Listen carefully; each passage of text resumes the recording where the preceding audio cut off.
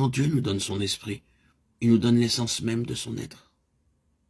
Il nous le donne comme Dieu donne, c'est-à-dire avec la puissance de la vie éternelle, continuellement et sans interruption. Lorsque Jésus promettait une source intarissable d'eau vive à ceux qui croiraient en lui, il n'entendait pas parler d'un seul acte de foi qui ferait d'eux une fois pour toutes les possesseurs indépendants de cette grâce. Mais il parlait là d'une vie de foi qui ne pourrait recevoir ses dons qu'en le recevant lui-même. Et ainsi, ce précieux mot « attendre », il leur recommanda d'attendre, rappelle les grâces accordées à l'attente dans le passé, en même temps qu'il offre le moyen d'obtenir d'autres grâces, encore dans la nouvelle économie, celle du Saint-Esprit.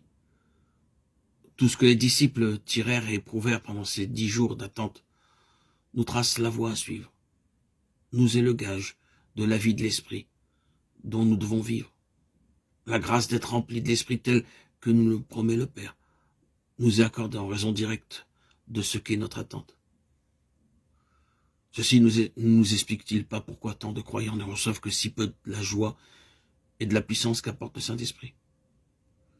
Jamais ils n'ont su l'attendre, jamais ils n'ont fait une sérieuse attention à ces derniers mots du Maître.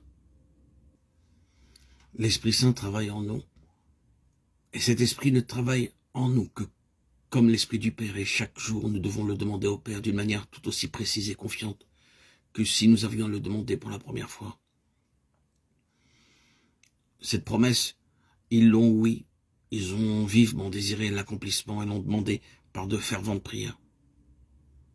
Ils ont senti douloureusement l'absence de cet hôte divin et on en mené deuil. Ils ont essayé de croire, essayé de saisir, essayé d'être remplis de l'esprit, mais jamais ils n'ont su ce que c'était que de l'attendre. Jamais ils n'ont dit, ni même écouté et cru cette parole, heureux tous ceux qui s'attendent à lui. Ésaïe 30, 18.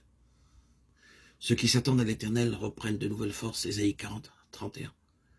Quelle est donc cette attente? Comment devons-nous attendre? C'est à Dieu que je regarde pour qu'il me donne d'expliquer le plus simplement possible à quel enfant de Dieu comment on peut obéir à cet appel. Et avant tout, laissez-moi vous dire que ce que vous devez attendre, vous qui êtes croyants, c'est la manifestation de la puissance de l'Esprit qui est déjà en vous. Le jour de sa résurrection, Jésus avait soufflé sur ses disciples en leur disant « Recevez le Saint-Esprit ». Néanmoins, ils devaient encore attendre le baptême de feu et de puissance. Comme enfant de Dieu, vous avez déjà le Saint-Esprit.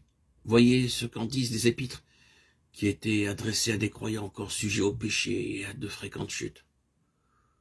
Pour moi, mes frères, je n'ai pu vous parler comme à des hommes spirituels, mais je vous ai parlé comme à des hommes charnels, comme à des enfants en Christ. Je vous ai donné du lait à boire et je ne vous ai point donné de la viande, car vous n'étiez pas en état de la supporter. Même présentement, vous ne pouvez pas encore, parce que vous êtes encore charnel, car puisqu'il y a encore parmi vous de l'envie, des dissensions et des partis, n'êtes-vous pas charnel et ne vous conduisez-vous pas à la manière des hommes? Ne savez-vous pas que vous êtes le temple de Dieu et que l'Esprit de Dieu habite en vous? 1 Corinthiens 3, 13, 16.